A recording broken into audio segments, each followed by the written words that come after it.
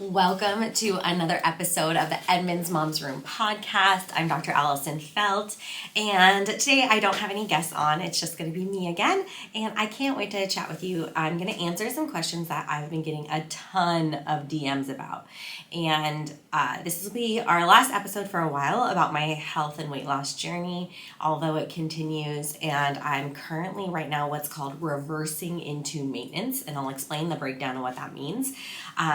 But I am going to talk about really the entirety of my journey on a pretty personal level today, because so many moms reach out and they're like, I don't know how you do it. How do you get this all in? How are you finding time for yourself?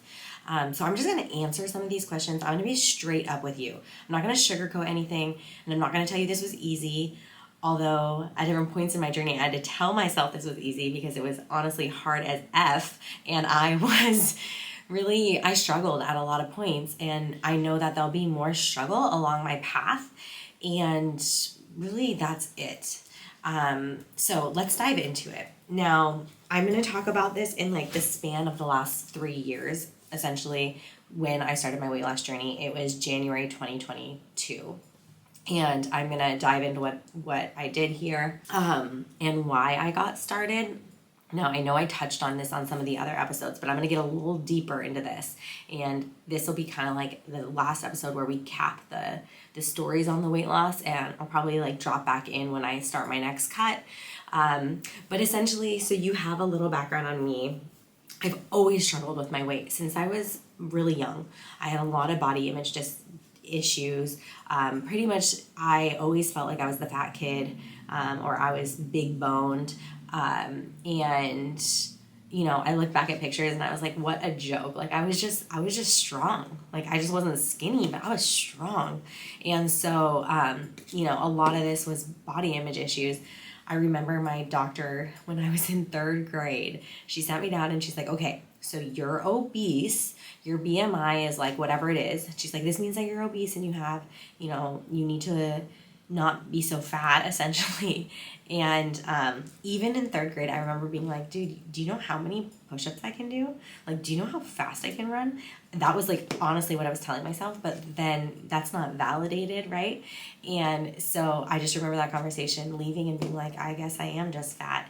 And then, you know, my parents probably never meant to do this, but they were very food and weight conscious and kind of always talked about their weight and like them being fat and them, you know, having big bones and like, and my parents are little people. And so it was always like an interesting phenomenon. And I think that's where, you know, I don't want to put any of that on them, but like when you're a kid and those are the stories that your parents are telling themselves, they become the stories that you tell yourself, right?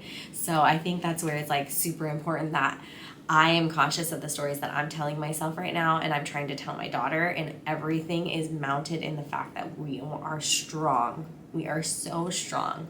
And I don't want it to go beyond that. Sometimes she asks me why I weigh my food, because I do count my macros. And when she asks me about that, I just say, like, I'm weighing my food so I can make sure I get enough nutrients so I can be super strong and my muscles can grow really big. And so that's the language that I'm choosing to use with her. You know, at certain times, do we say that food's unhealthy? Yeah, that sneaks into our daily life. You know, especially when we're like, too much candy, not good, right? And so, you know, but we don't try to vilify foods, I suppose. But that's what we're doing. And that's what I do. And I think it's hard because I come from such a mountain of disordered eating. I think that I'll just be completely honest here. I'm not going to sugarcoat any of this. When I was in high school, again, still big boned, but I was on Weight Watchers like a lot through high school. I would go with a friend and her mom, and then my mom would do it sometimes, and we would go to the meetings in our freaking size 4, size 6 jeans, and you know, be doing Weight Watchers. It's like nothing was ever good enough. It was hard to be satisfied with your body, and there's just so much piled in diet culture when it comes to that.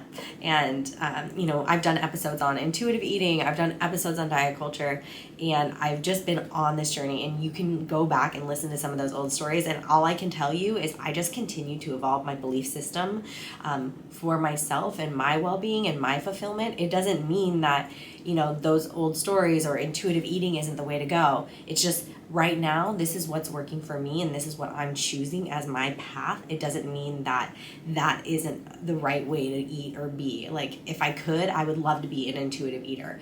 The reality is, I think I'm programmed genetically to be a freaking survivalist badass, and I'm ready for war at any point. So my body's like, we are gonna pack on the calories, the nutrition, the density, so that when you go to battle and if you don't have food, you're gonna survive.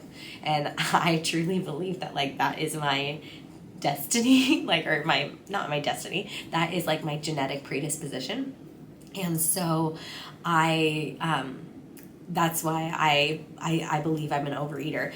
I've been to counseling upon counseling to figure out why do I overeat? Am I bored at night? Am I stressed? Am I overstimulated? Am I this? Am I that? Do I just need love? Do I just need comfort?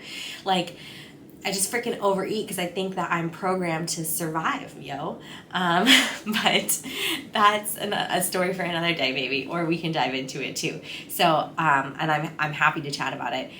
So I had this disordered eating. It really all started in 3rd grade, and then went through high school, continued diet culture, just pounding me. The images of needing to be skinny, but I was super athletic, played sports, and then. I remember in high school, I got home from hockey practice one night.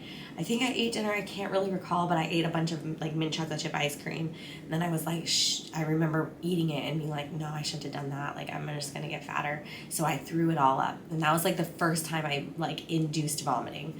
And so, right, not a healthy behavior. And I'm not advocating that, but I am telling you that that's what I did. And that's kind of when it started. And I never did it on a consistent basis, but I would punish myself for sure for eating something that wasn't healthy.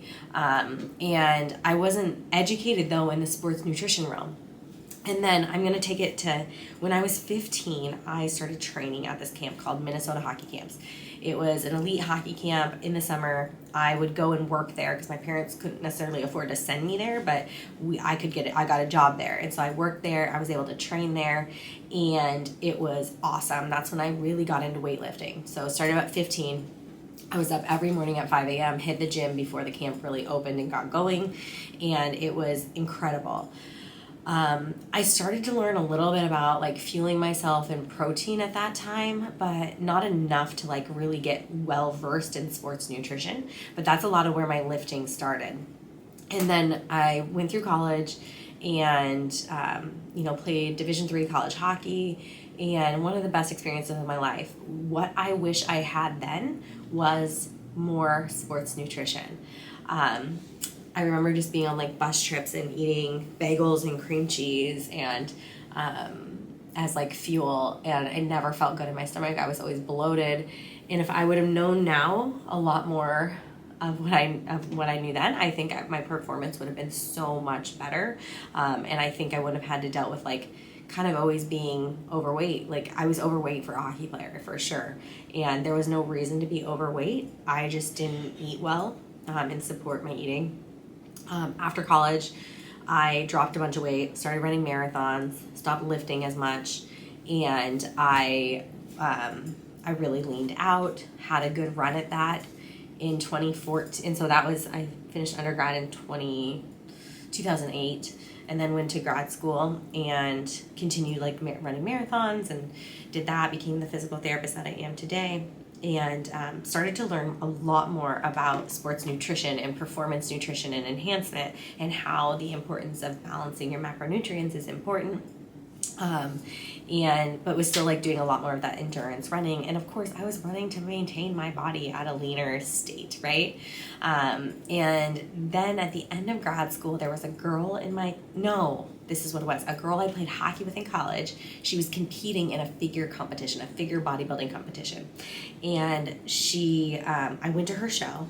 I was so inspired by it. And I was like, I have got to check this out. So like I started really like checking, she shared with me her schedule of eating and like kind of macronutrients. And I started to learn a lot more about performance and muscle building and losing body fat, maintaining body fat. So that's what was my first intro to macros. Then I graduate from PT school, go home, move back to the Seattle area, become a PT, still doing a lot of endurance running marathons and training in that way. Then I'm into weightlifting at this point, and I decided I'm going to do my own figure competition. And I think I did that in 2013.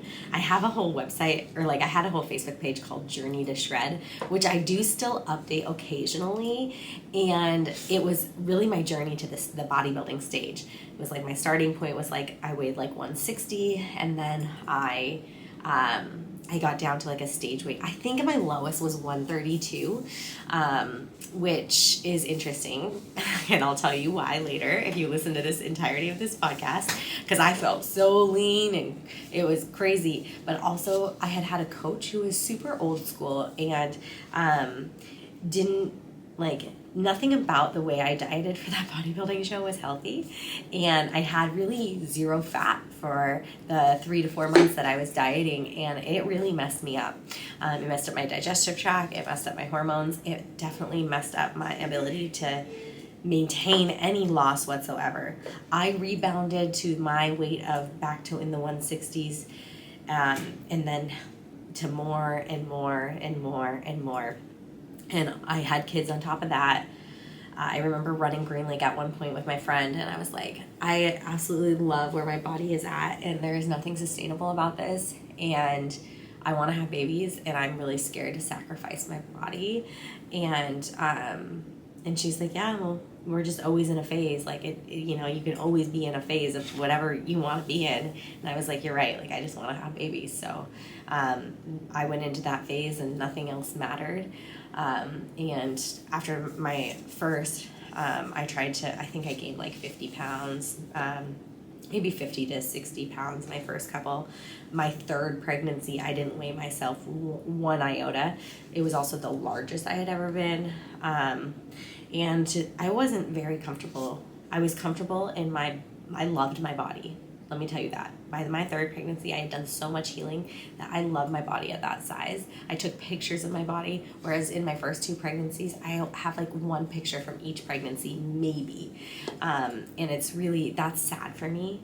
After my second, when I started the business, I really started to heal my idea of what the perfect body was. And I gave myself forgiveness for being so hard on my body, but then I just started to love myself, and it was a crazy transformation. And to think that I had gone like 30 years without actually loving my body was wild. But it was just something about like kind of getting ready for that third baby to bring Jayla in. And I'd gone through a lot of counseling at this point, and also had worked with some energy workers. And then I found Jess McEwen, who she will be on this podcast at one point, and she started to help me bring in my third baby. But with that, it was years of having to heal my relationship with myself. It was years of having to like really start to generate love for where I was at and what my body had done for me, what I had created in this life. And I can tell you that when I started my weight loss journey, I didn't weigh myself before, so I don't know what I was when I finished my pregnancy with Jayla. I had definitely lost some weight. And then when I had started to decide I was going to make some significant changes, I didn't weigh myself at the start. But once I started weighing, I was 238.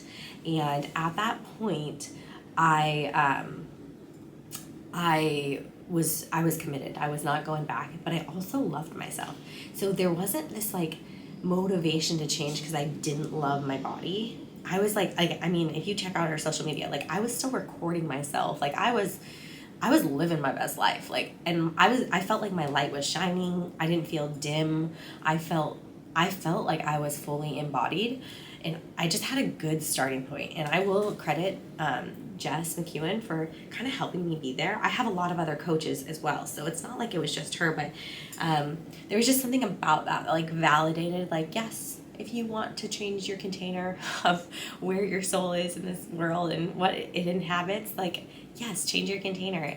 And will that help your light shine even brighter? Maybe. Like, and she kind of just, and I don't even know if these were our words or if this was our conversation, but that was what I took from it. And it was absolutely beautiful.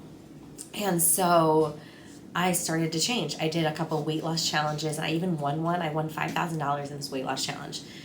Which was wild. It was a Nicole Wilkins weight loss challenge, and she runs these like every 6 to 8 weeks, and they were great. But then like every time the challenge was over, I was like, free meal for a while. Like it was like they were so restrictive. It was so different from what I had been doing from a food point of view that I was like I couldn't sustain that. And or I didn't want to, or I just didn't have enough flexibility to sustain that. So it was all super good and healthy, but it just wasn't sustainable. And also, like her programs, if you are a certain height, you start at like a really low calories, and then I always started at the highest calories because like I can't diet on low calories. Like I know myself and my body that way, and like I will just binge straight out of that. Like, can I diet on that for 4 weeks? Yeah, but when that 4 weeks is up, you better believe I'm going to town. So that was kind of my mindset, and I made some amazing changes, and that's why I won the competition that first round. I went from 238, I think, down to like 202 the first time. And then like through some of her more challenges, I got down to like maybe like 192 at the lowest with her challenges. And the programming was so great. Like, so it was like 5 days of lifting a week, 4 to 5 days of lifting a week. And I think it was like 3 to 4 days of cardio a week. I can't quite recall. And then she sets up the whole nutrition. So she's like, here's what you eat. You know, if you want to swap out any proteins, you can. If you want to swap out any fats, you can. If you want to swap out any carbs, you can. But this is the program. And I was like, okay, perfect. So I kind of just needed the program. I knocked it out. But intuitively, I knew, I was like, you know, I need something that's specialized for my body so I can sustain this for my whole life. Like, I was like, these challenges are great, but like, they're just not great for me if I'm truly gonna like sustain this for my whole life. And so, because I was like, I need flexibility. Like I can't just eat you know, vegetables and clean proteins and clean carbs every meal. Like, yeah, I feel best when I do that, but like I do want to be able to go out and to eat. I want to be able to, you know, do certain things. So it was like that was where I was at with it. So I then hired a coach, and by this time I was like, I, you know, started following more bodybuilders because those were really where I was like gaining inspiration from. And so I found this bodybuilder. She competes in wellness, and I hired her to be my coach, and she was great. But again, it was like a huge diet plan that just didn't have like as much flexibility as I needed, and the training was so intense. I felt like I was wearing out my body. I was exhausted with how heavy and how many reps and everything I was doing. So that didn't last very long, and I binged out of her programs many times because it was just too restrictive for me. And again, macros, calories were too low. So then I gained a bunch more weight back. I think I finally get back to like 216, and this was in the summer of 2023. I throw my back out, completely hurt, and then in August 2023, I'm at like a wit's end. I'm like, I have the most perfect life. Everything is great, but what weighs on me the most heavily is my body weight and my fitness, and I need to figure out a way to crack this so I can stop thinking about it so dang much, because this is the one area of life I feel like I can't crack, haven't been able to crack, and it's where if I do crack it, I think I'm going to make a bigger impact. I think I'm going to be able to grow my business more. I think I'm going to be able to live a better life, and I didn't want to be one of those people that like just got complacent with where they were. I wanted to demonstrate that like I could have the discipline and consistency to prove to myself that this could be a lifestyle. And so I found a coach online again and decided to start working with him. and he is a bikini competitor coach. So it was about like the most scariest thing, because here I am sitting at 216. I'm going to hire this coach that only posts these little girls in teeny bikinis on stage on his Instagram. And I am coming in hot at this. This is who I am. But like, I had loved myself. So it wasn't like I was ashamed to be in a bikini, because I was like, I still look good. I don't know what you're thinking, but like, I still look good. I felt like I looked great. And, but it was like I knew I wanted something more sustainable. I wanted to move in my body better. I knew that to grow my business and like the mission I have for Body Motion and to like make the impact in global women's health and like women's wellness, I knew that for my impact to be heard, I needed to be stronger. I wanted to be more supple. It's going to take a discipline to like grow this mission and really do what I was put on this planet to do, to the amount of change that I want to make in humanity. And so I was so clear on that. And I felt that if I could crack my body and like help my container thrive so my soul could do its work, then I was going to be able to do this. And I want to tell you like something that really hit me. I've always been, and I still am, a 100% believer that you can be healthy at any size body. You can have as much adipose tissue as you want, and you can still have extremely healthy parameters.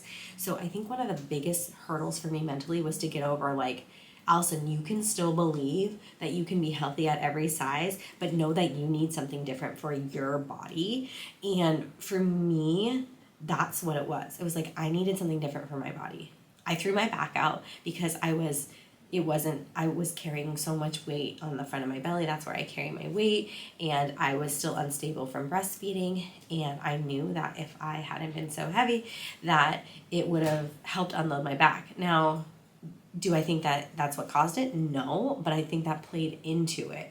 And it was because I had gained like 15 pounds super quick that I couldn't get my core strong enough to stretch to be stable in the new position that it was in. That's just the reality. I'm being completely honest with you here. And so I hurt my back. My prolapse got significantly worse at that time. So I have a cystocele, which is a pelvic organ prolapse, and where your bladder falls down on the anterior wall and comes in, and it can cause incontinence, pelvic pressure, pain with intercourse. It can cause hip pain, back pain, you name it. And so I have that, and I just have to manage it. And the weight, that especially where I carry my weight, creates a lot more pressure on the bladder itself. So that was something I was kind of mentally working with, and I was like, I have to like crack this. And so 216, I reach out to this coach who's completely jacked and shredded and a professional bodybuilder. And he's like, I don't normally take clients like you, but you're saying some things and that are intriguing to me, and I want to be your coach. And I was like, sweet, let's do it. So I start being his client, and this is what's the cool part, and I think this is what's like gonna be like really what other people are gonna be really interested to know, because these are the texts that I get from people, and they're like, hey, what are your macros? What are you doing? And I'm like, okay, I track macros. So macronutrients are protein, carbs, and fat. I went through that in the other episode. And he was like, my coach, I was like, dude, with what I'm eating right now and how quickly I gained this weight, like I am pretty much like he had me track like normal days. He's like, do not diet, do not lie to me, because I need you to start as like you want to start as high as possible. And I was eating like 3,300 to 3,500 calories a day. So I give him 3 normal days. And then he sends me, okay, now let's get started. We're going to do these baseline weeks. And just for like a healthy starting point, let's start at 2,500 calories.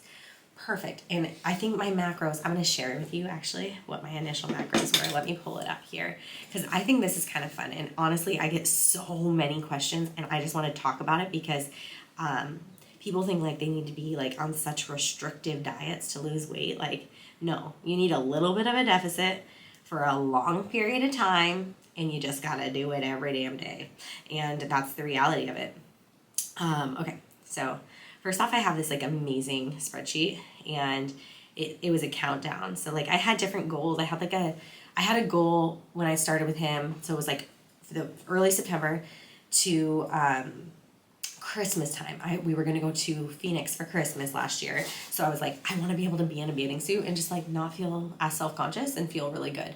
And now, granted, I'm gonna stand by, I had loved my body, but it's not like I wanted to go strut down the street in my bathing suit. So I wanted that feeling. And then I wanted to be in a bikini by March. We were going on a couple's trip to Cabo with our friends Kevin and Alicia, and I wanted to be in a bikini by March. And I'm going to tell you right now, I achieved both those goals.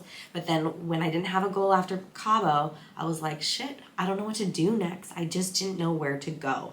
So let me backtrack you though, because I pulled up my macros, my initial macros.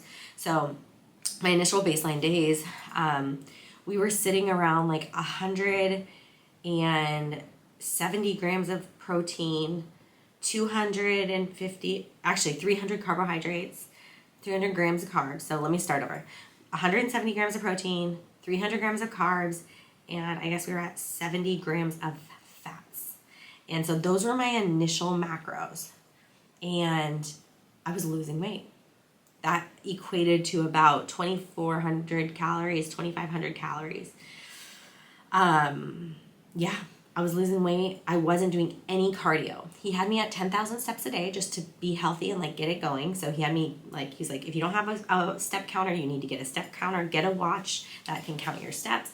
And I had always had my Garmin because it was tracking me. A big thing of the reason I started this whole journey in the first place is because I looked at my fitness age on my freaking Garmin app and it told me I was in my 60s and I about keeled over and died because I was like, I want my body to feel like it's younger than it is, not that it's older than it is. So that was a big kicker for me. Total side note. So that's where my calories started. And I was just losing like 2 pounds a week, solid, steady 2 pounds a week. Maybe sometimes, no, it wasn't even faster than that. And it was like, that was what I could do. That was what my body did. And then he started shifting he shifted things around. He upped my protein. So then it went up to like 186 grams of protein. And I was at like 225 grams of carbs and 50 grams of fat. And then he started alternating with some low days and high days. So the baseline days would be the high days. My proteins were 185 grams, carbs were 225, fats were 40. And then low days, fats were 40, carbs were 150, and protein was 185. And so that's when that kind of shifted there. And then we started adding in cardio in November. Again, the whole while I am losing 2 pounds a week. And then, then we go to Christmas where my goal was Phoenix and I was down to 188. So we started at 216 and then by Christmas I was 188. So I had lost 28 pounds. And I was like, I'm on such a roll. I don't want to go for Christmas to like gain all this back. And he's like, no, this is a good mental break. It's a really good break for your muscles. When you lift consistently, there are times that you need to pull back and just lift either super light or you need to take a week off of lifting and just so your muscles can heal. And so like every 12 weeks, essentially my coach is like, you should deload. You need to take a break from lifting or go super light on your lifting. And then so we go on Christmas break and I don't go crazy with food. I pack my protein powders for the morning, but I eat ice cream. We had Cold Stone. We ate out. I had the appetizers. I didn't really hold back and I didn't gain a single pound. It was like I came back even lighter, like a little bit, probably because the inflammation left my body. But then we got right back on the horse. I think we kept the macros where they were at. My macros did not shift a lot. So they really stayed between like 1,700 to 1,800 calories, fluctuating low days and high days. Then we hit our couples trip. And so when I was getting ready to go on that trip, he upped my carbs again. So you kind of like what you do is you reverse into these vacations so that when you go on vacation, you don't put on a bunch of weight. So you try to increase your metabolism back up. So he had increased my macros essentially before vacation for the week were 235 carbs and 55 fat and 170 protein. And so that's where I was at then. That's like 2,100 calories. Then we go on this beautiful vacation to Cabo with our friends. And again, I don't gain a pound. And I definitely, on that trip, that's where I started. I hadn't drank alcohol this whole time, and I did do a couple drinks there, and I decided, like, done with alcohol for the rest of my life, or at least for the phase of my life that I'm in. And that's when I was like, and I never got drunk or anything, but it was just like enough. Like, it didn't make me feel good. I wasn't missing out on anything. I thought I was gonna miss margaritas, and I definitely did not. So that trip really helped me get clear on, like, no, Allison, this is what you want for your life. Like, you want to be mentally clear and optimized and healthy, and alcohol definitely is my buzzkill, if you will. And so I got super clear on that trip. But also there was, we went to like the buffet for a morning breakfast, and I got like every single pastry, and I was just going to have a bite, and I ate like 9 pastries that morning, and I felt so sick. I couldn't eat till the evening. And so that was like my little binge on that trip. And I had eaten during the trip. Like, I just didn't, chips and guac, like my jam. But I was like, okay, like, you can't binge and like eat like that, because it's not going to make you feel good. So these were just some lessons. I'm like banking away my lessons as I'm going through my trip. How am I re-spitting this out to you right now is because I literally track every single day. I have a scorecard that I hold myself accountable to filling out every single day, and it is my fitness and weight training and nutrition scorecard. And I've put down my macros that I've had every day.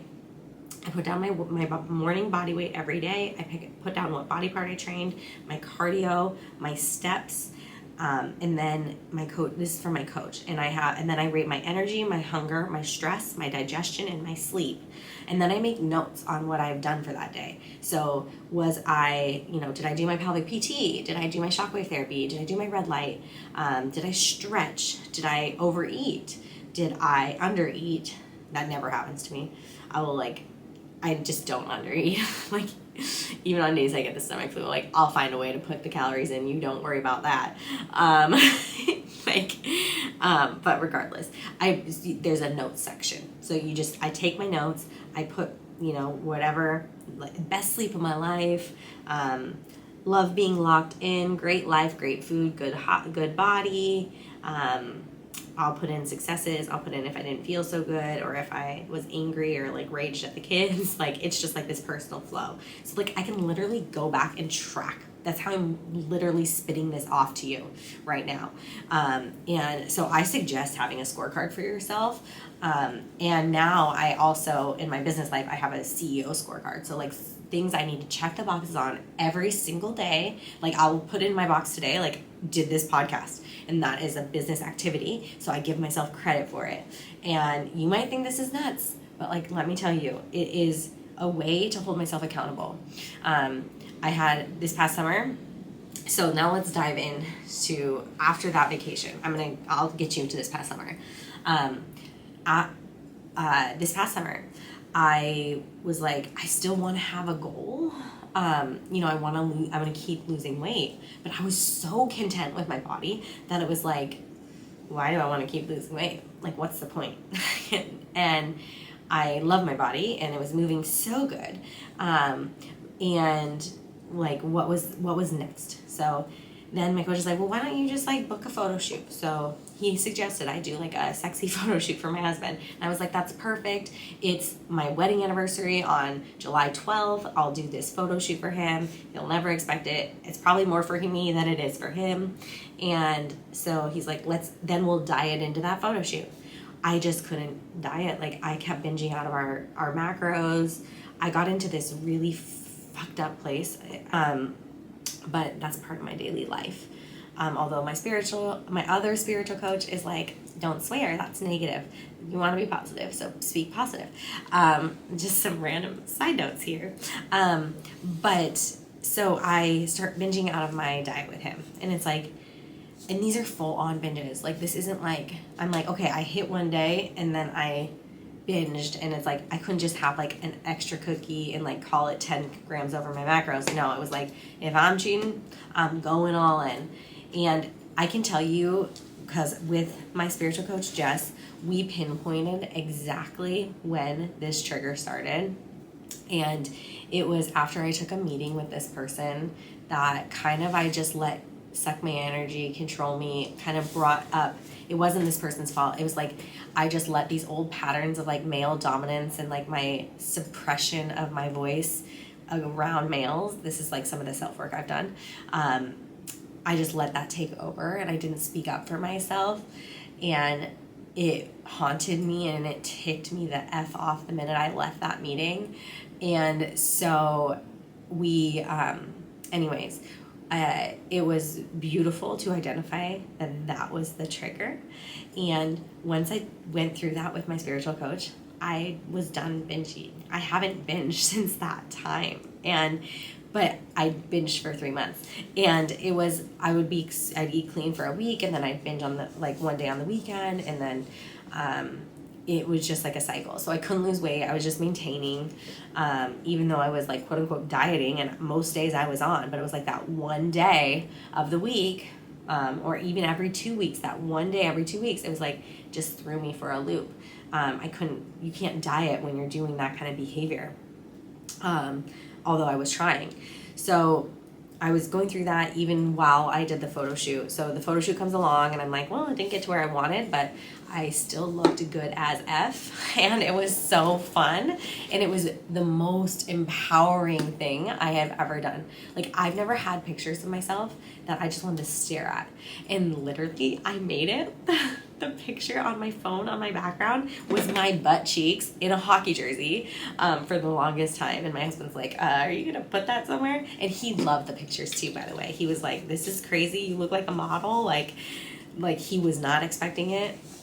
And I wasn't expecting it either. I literally, the background on my computer for the longest time was like my face in like this like brodure, like sexy pose that didn't even know I could come up with that. But it was hot and it was awesome.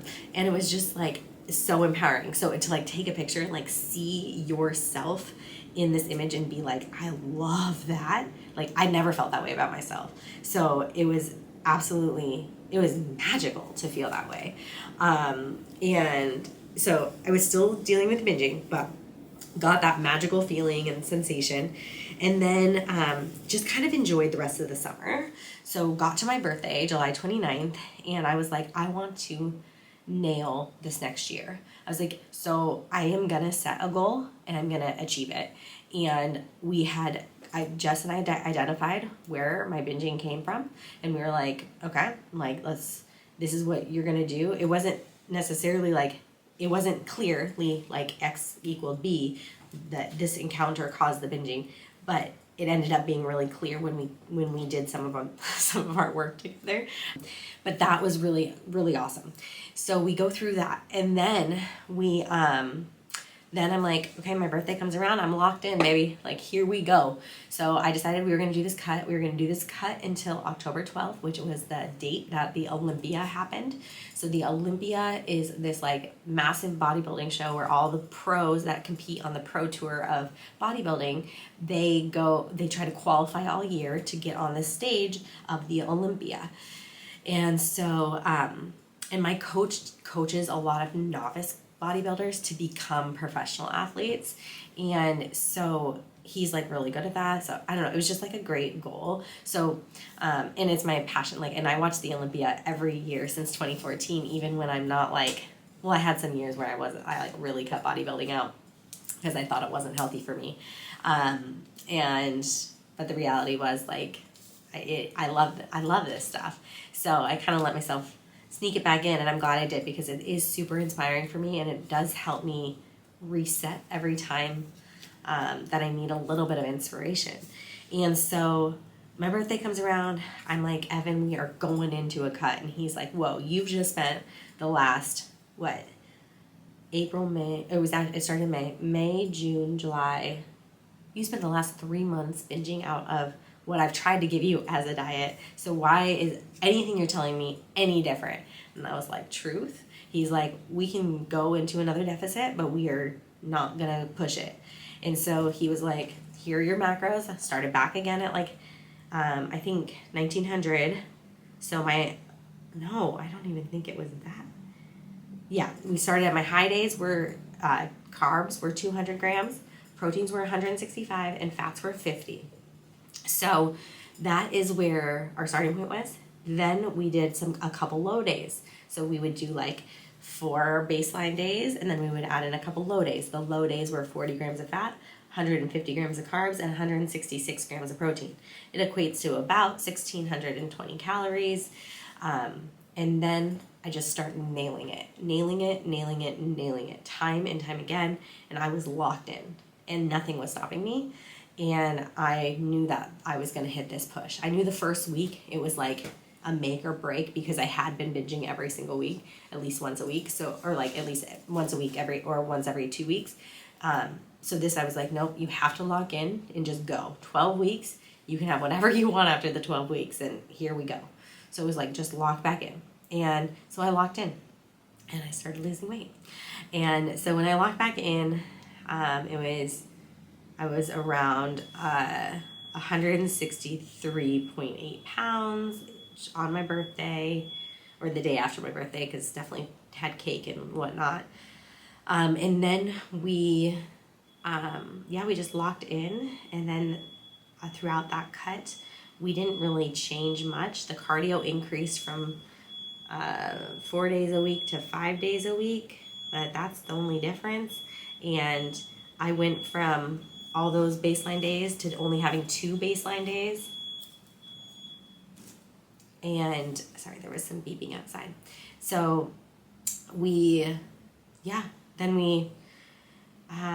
so I went down to 2 baseline days, and then that's how we finished the cut. So I still had 2 high days of 200 carbs a day, for 50 grams of fat, and 165 grams of protein.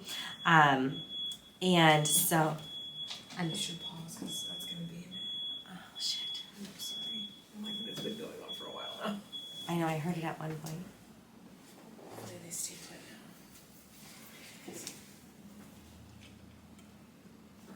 now. Okay. Hopefully I can pull it out. Thank you.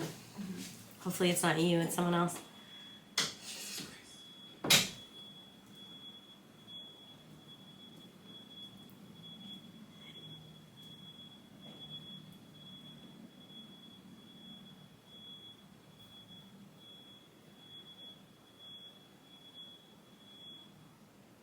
So we go through this cut, and I finish the cut at about 49 pounds, and maybe 148 at certain days. And then we are like, essentially when you finish a cut, like you don't just start like eating normal again, or whatever normal was. Like, this honestly has become my new normal, because I've been doing it for over a year now. And so I have mentally locked into the fact that like, I'm just going to keep tracking my macros for most days of my life. Like, obviously I'll have off days, I'll have vacations, but like for me, it's like getting in high quality, good protein and a balance of carbs and fats is what works for my body, and not overdoing that. And so the concept now is that, okay, we finished cutting, and we are going to reverse out of the diet. So your body you don't just like go free for all. Like, I'm still tracking my macros and making sure I hit my macros, but he's increased my macros. So the first week of my reverse, I was at 2 baseline days. Nope. I was at 4 baseline days, and then 2 low days. And then I actually lost an additional 3 pounds. I think it was my body. It was stress coming off, and then all the food, my body was like, yes, we're hungry, we'll burn right through it. So it kind of did that. And now my weight's just been like stable at like 146, 147, and I'm on all high days. So that's where I'm maintaining right now at about like 146, 147, and I have all high days. So AKA baseline days. Baseline days are high days, just for complete clarity. So my carbs are at 200, my fats are at 50, and my protein is at 165. And I am now training 5 days a week. During my cut, I had to actually go down to 4 days a week, because my body was wearing out, and I was getting so sore, and I just wasn't recovering. So now I'm back to lifting 5 days a week, and I have energy for these 5 days a week, which is crazy amazing, and way better muscle activation, and I can load the weights, and it's beautiful. But I'm still at 4 to 5 days a week cardio with a 350 active calorie burn, and that has been good. I have a love-hate relationship with cardio. About the only cardio that I absolutely love every single day of my life is walking. Walking in hockey, of course, but I'll do the elliptical, or I'll do the Stairmaster, or my Peloton. But so I'm trying to work the low end of the cardio because I would like to get my cardio down to like 3 days a week. And then every day I still hit 10,000 steps a day. Yesterday was 20,000 because my cardio included a walk. So I try not to include the steps from my cardio into the steps of my like daily output. That's just a personal thing. Like I want to make sure I always get my daily output of 10,000 steps, and then I want my cardio to be in addition to those steps. But that's just my own personal, so I know what I'm burning kind of deal. So right now I'm trying to work the low end of 4 days a week cardio at a 350 calorie active calorie burn. So my watch gives me active calorie burn, so it's not total calorie burn. It's just the active burn, because that would be way better if it was the total calorie burn, let me tell you that. But that's where we're at, and we're sitting at 147-ish, 146. So those are my macros. Everyone that's been super like, what are your macros? What are you doing? That is what I'm doing, you guys, every single day. And so let's break down some of it. Again, like, Allison, how are you getting this in? A lot of people ask me that. Okay, I wake up between 4 and 5 every morning, and I'm just conditioned myself to do that. I've always been a bit of a morning person, but I like to like sit and write in the morning, to be honest with you. I vibe really good work stuff in the mornings. But I, like, for the last 3 years, I've just been like, hit the garage first thing, get my lift in. So I prioritize my lift because I'm prioritizing muscles over all things. Now my coach, and during the cut, he's like, no matter what, prioritize diet, and then your movement, and then your lifts. He's like, right now, diet's number one, and I always prioritize the diet, but like,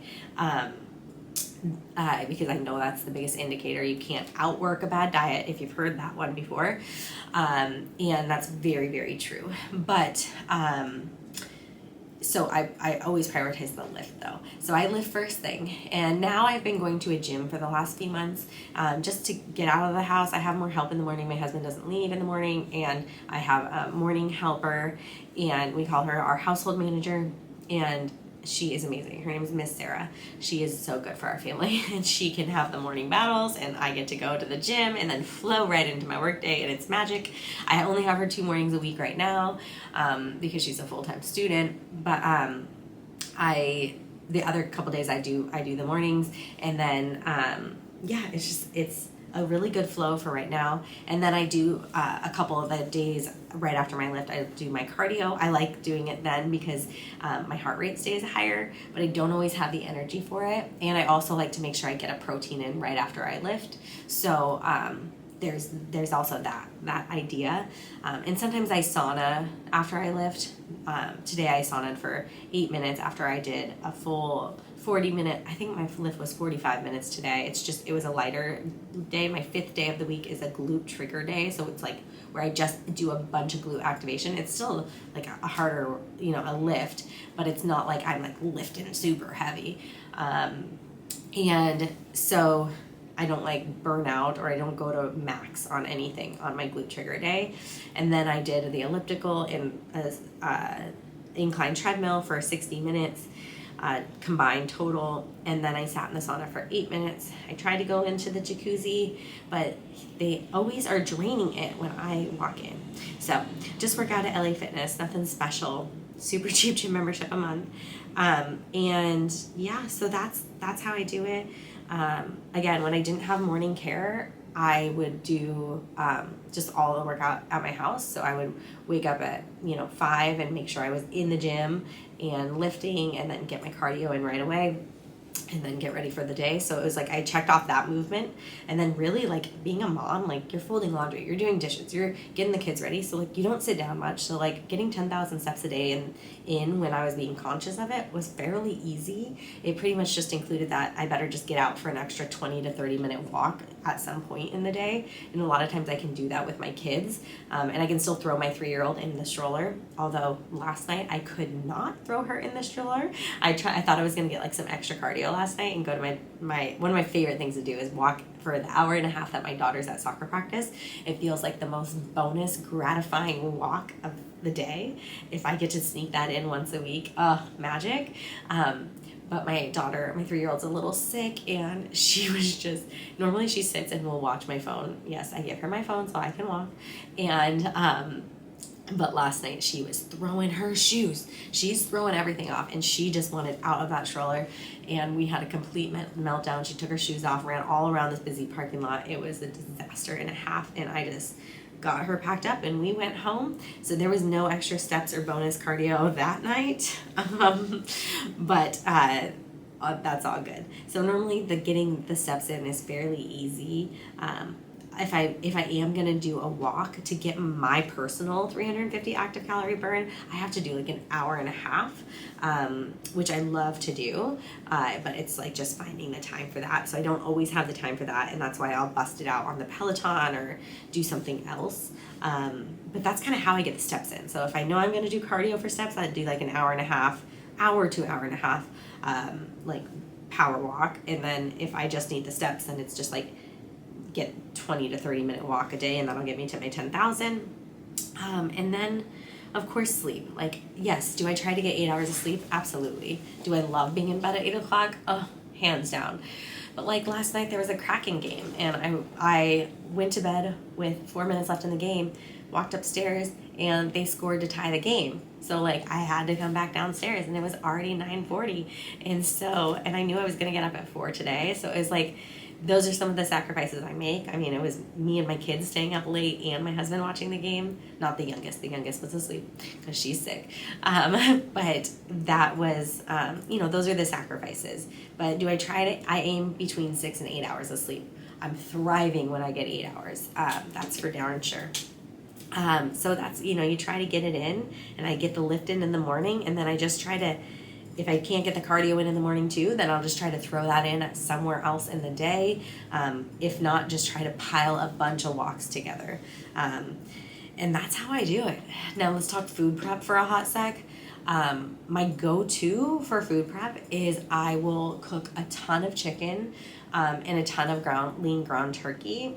And with the lean ground turkey, I just fry it up, and I'll do like a taco seasoning with like chili powder, paprika, what else do I put on there? Onion powder, garlic powder, red pepper flakes, and I don't know. I'm probably missing something, but whatever. Oh, I do some cinnamon in there too. And then I toss it all together and do a little water on there, and then let it cool. Weigh out 4 ounces in baggies, and then I just stick it in the freezer. And so they're individually packed in a freezer, put them in baggies inside of a big gallon freezer bag, freeze that. And then I do the same thing with chicken. Just put a bunch of chicken on the panels of the air fryer, prep a bunch of chicken, and 10 minutes, then let it cool, weigh it out. I tend not to season my chicken, although right now I'm really into cinnamon on the chicken, so I'm doing that. Sometimes I'll switch it up, whatever spices. I love Grand Marsala spice, but I'm out of that. So it's kind of like whatever I'm into at the time. That has no caloric value.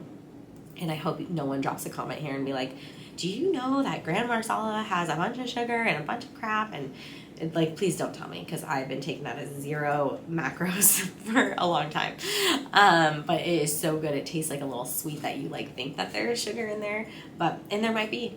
And whatever, I'm still here, and I still hit my weight loss goals and check my boxes, okay? So you do the best we can, right? Nutrition labels anyways are never always 100%, so there's gotta be some room for error.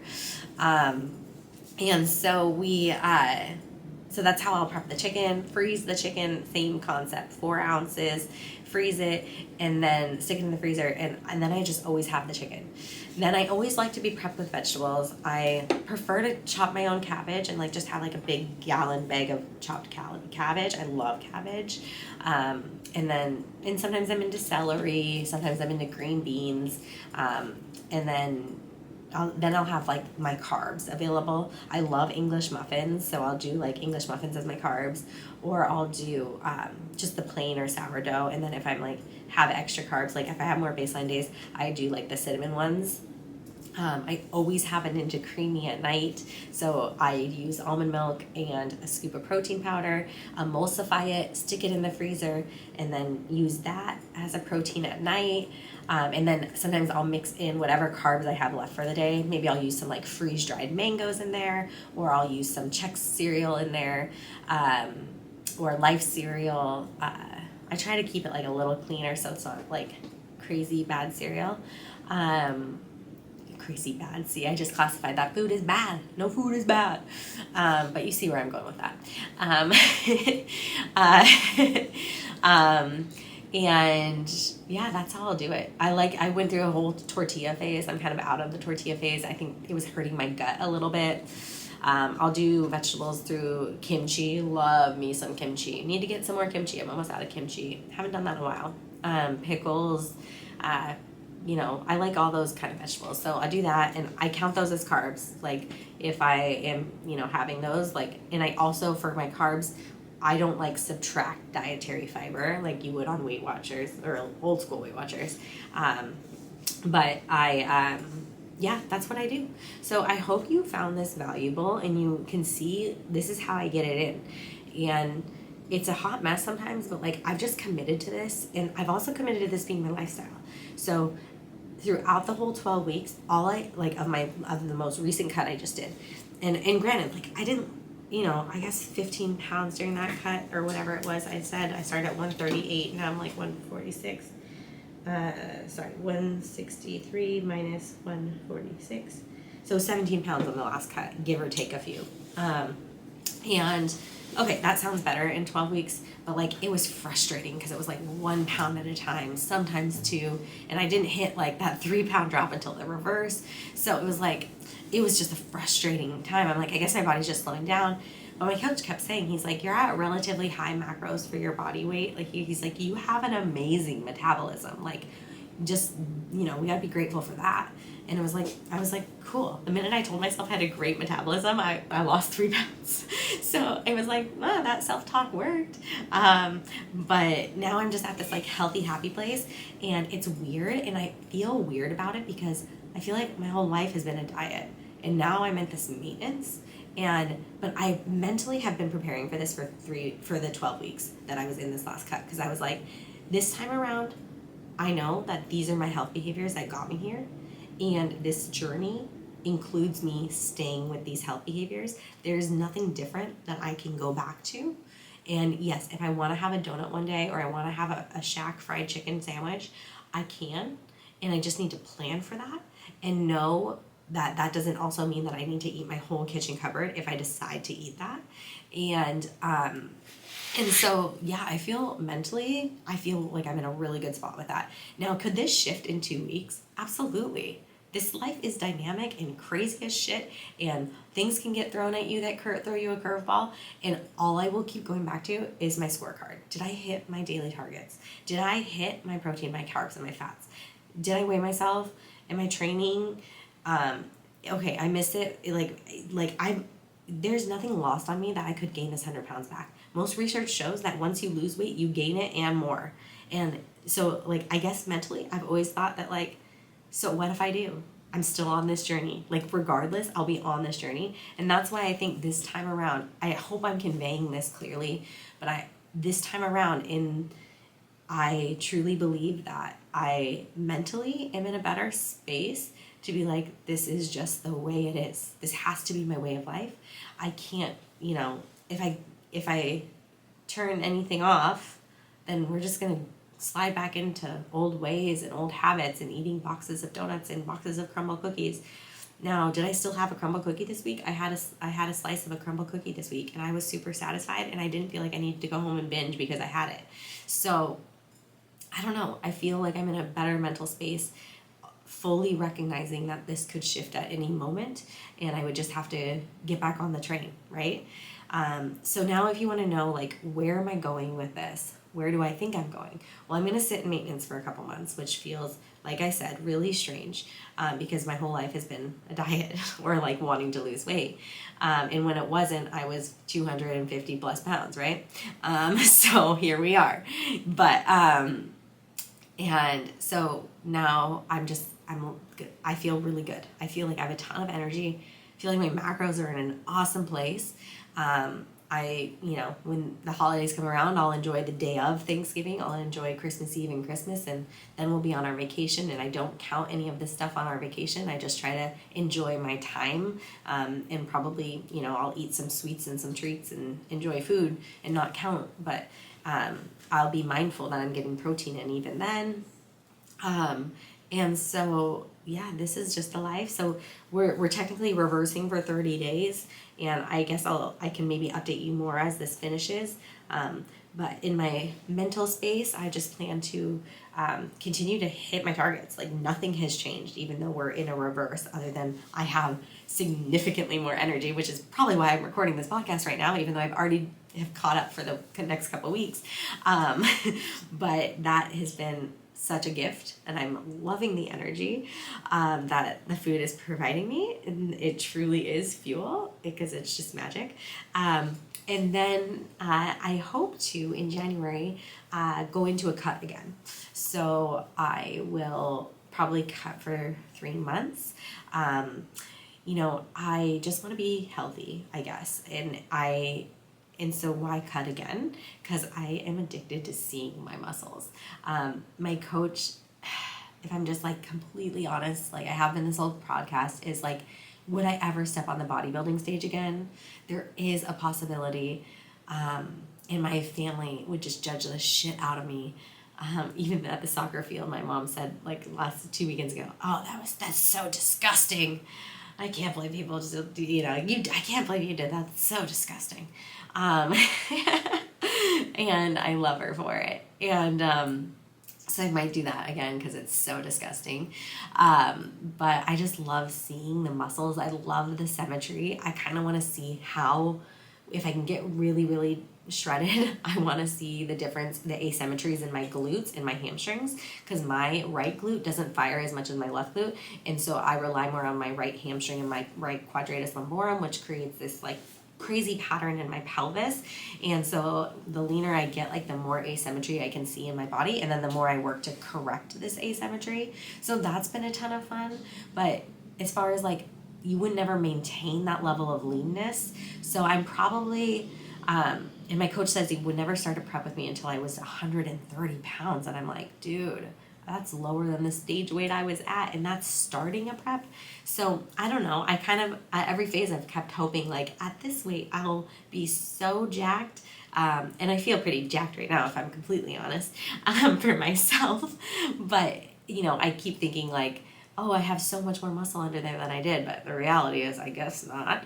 And you just got to keep working on muscle. And when you don't do steroids, like there's no way you can actually like get huge. It's just not happening for you. If I'm completely honest, if you're a woman.